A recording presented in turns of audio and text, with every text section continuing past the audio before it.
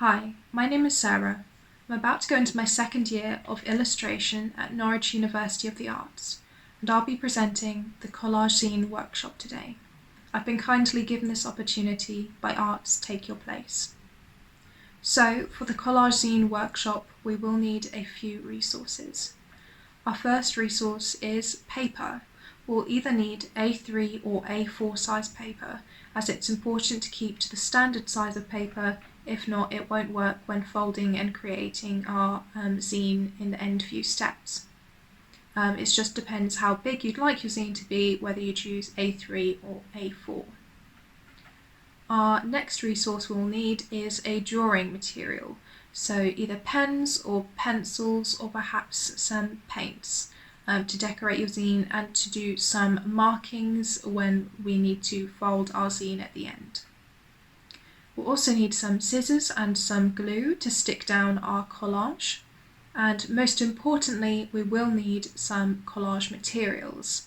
So we can use either magazine cuttings or newspaper clippings, or perhaps you'd like to use some photographs that you've taken yourself that you've printed out. It's up to you as to where you get these photos from. So the objective of the workshop today is using magazines, images, photographs, newspapers and your imagination, most importantly, to create the collage zine. There's a few things to consider when creating the collage zine, and that's what theme and subject that you would like to express in it. It's completely down to each individual person as to what you do your zine about, as it's most important that you do something that you're really passionate about and that you really love. So for example, this might be the colour pink, or certain books that you've read or you would like to read, or different types of hairstyles, for example, different colour hair, or maybe a sports team, so a football team or a basketball team, or maybe a different kind of creative art such as theatre or dancing. The key to creating a really great collage zine is to do something that you are really passionate about and that you love. So what actually is a zine? A zine is an independent or self-published booklet, often created by physically cutting and gluing text and images onto a master flat sheet for photocopying. It's also common to produce the master by typing and formatting pages digitally. This method of using digital ways is actually becoming quite popular recently, as digital methods are becoming a lot more accessible for people. A few fun facts about zines include that the word zine comes from the term fanzine, which is a term that generally describes a small circulation of science fiction publications. Fanzines first appeared during the 1920s, where they published a lot of science fiction things where people would then write into the zine and then make recommendations as to what to do the zine about. This continued into the kind of late 1960s, where Star Trek zines became quite popular.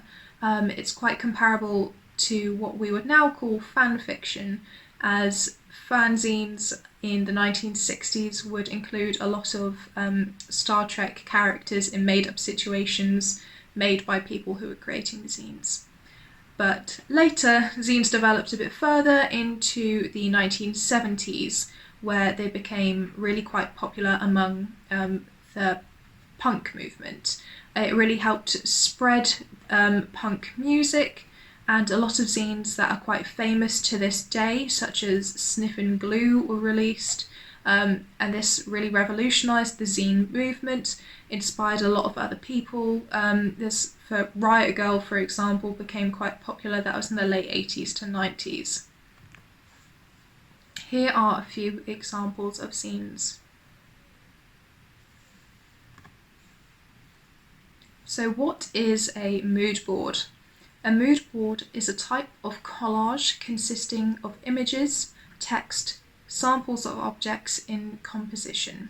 It can be based upon a set topic or can be material chosen at random. But like I said earlier, it is best to base your mood board on something that you are really passionate about and something that you really love, something that you'd love to express.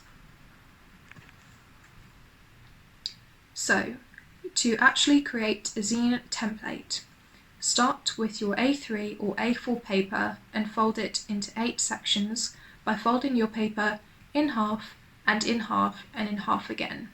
This will create the 8 even sections. Make sure that these sections are folded a lot so the creases can move, not just in one direction.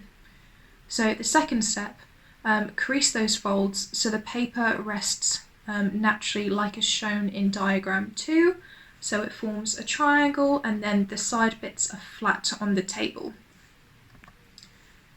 Step 3 on how to create a zine is to fold the paper in half so there are 4 sections. Now where the fold is, take a pair of scissors and cut halfway through so it looks like 4 as shown on the diagram. Then place the paper down. Now put your index fingers where the arrows are, lifting up while folding the sheet lengthwise over your index fingers. During lengthwise folding in step 4, the middle of the sheet should buckle so that can form naturally a kind of star shape when you look at it from above. And then you have to push all of those pages together, as you'll see in the 6th diagram, and you'll have your 8-page zine. Voila, it is done. Just be sure when creating the zine to keep a 5mm gap around the edge, so when you do photocopy it to possibly create more copies of the zine, you're not losing any of your content around the edge. So in conclusion, for more information or to learn about what other workshops we offer, please contact your Nico Arts Higher Education champions on our email, which is arts@takeyourplace.ac.uk. Also, it's really important to think about your future. Think about what careers you're interested in, what qualifications you might need to achieve this, and research post-16 and post-18 options. Also, we would absolutely love to see your work, so please tag us on social media and show us the zines that you've made. We've got a Twitter page, which is @takeyourplacehe, and you can use the hashtag Nico, which is NEACO. And also, we do have an Instagram page, which you can also tag us in, which is @NUAOutreach. Thank you very much for watching the workshop.